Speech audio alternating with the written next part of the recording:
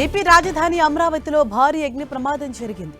రాయపూడి సమీపంలో ముఖ్య కార్యదర్శుల బంగ్లాల దగ్గర అర్ధరాత్రి భారీ అగ్ని ప్రమాదం చోటు చేసుకుంది.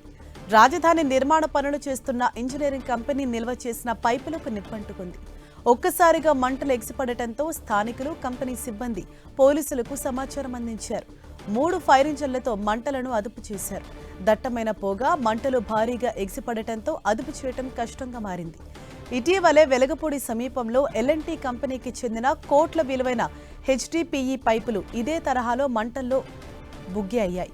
ఆ ఘటనపై సీఎం చంద్రబాబు సమగ్ర దర్యాప్తును ఆదేశించారు. ఆ దర్యాప్తు ముగియక ముందే మరో ప్రమాదం జరిగింది.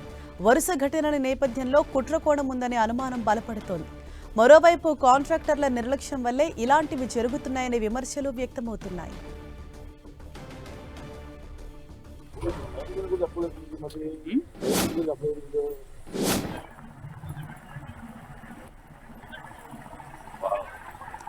దీనిపై మరింత సమాచారం మా ప్రతినిధి విజయ్ చంద్రన్ మనకు అందిస్తారు. విజయ్ చంద్రన్, ఎప్పుడు జరిగింది ఈ ఘటన? ప్రస్తుతం మంటలు పూర్తిగా అదుపులోకి వచ్చాయా? అక్కడ నెలకొన్న సిచ్యుయేషన్ ఏంటి?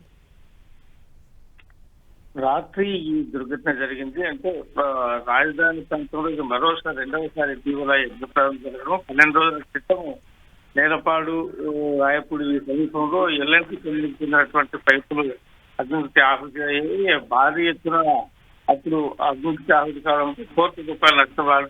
మరోసారి ఈ ప్రమాదం జరిగింది. ఇప్పుడు పైపులతో పాటు ఎలక్ట్రిక్ కేబుల్స్ కూడా దగ్ధంగా అయ్యాయి. రాయపూడి దగ్గర ఈ సంఘటన జరిగింది. ఈ వరుస అగ్ని ప్రమాదాలతో ఆందోళన వ్యక్తమవుతోంది. పైపులు ఉన్నత మాత్రమే ప్రమాదం జరగడం మీద అనుమానాలు వ్యక్తమవుతున్నాయి. ఎందుకంటే ఇది రెండవసారి జరగడం కాబట్టి ఎవరైనా వాంటెడ్గా చేస్తా ఉన్నారన్నటువంటి అనుమానాలు కూడా వ్యక్తమవుతూ ఉన్నాయి.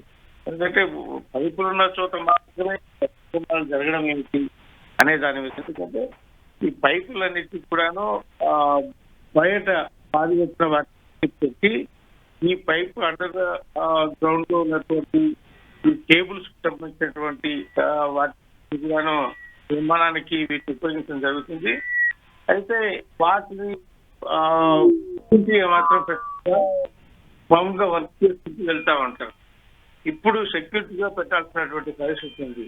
అయితే గతంలో ఈ అగ్నిప్రదం జరిగినప్పుడు కూడాను ఇది దాకా ఎవరైనా ఉండి వాంటెడ్ గా వ్యక్తి కాల్చారా అని చెప్పేసి అనుమానాలు వ్యక్తమవుతున్న నేపథ్యంలో దాని మీద విచారణకు కూడా ప్రభుత్వం ఆదేశాలు జారీ చేసింది. ఇప్పుడు మరొకసారి అగ్నిప్రదం జరగడంతో కొంత అనుమానాలు కూడా కొనసాగుతా ఉన్నాయి.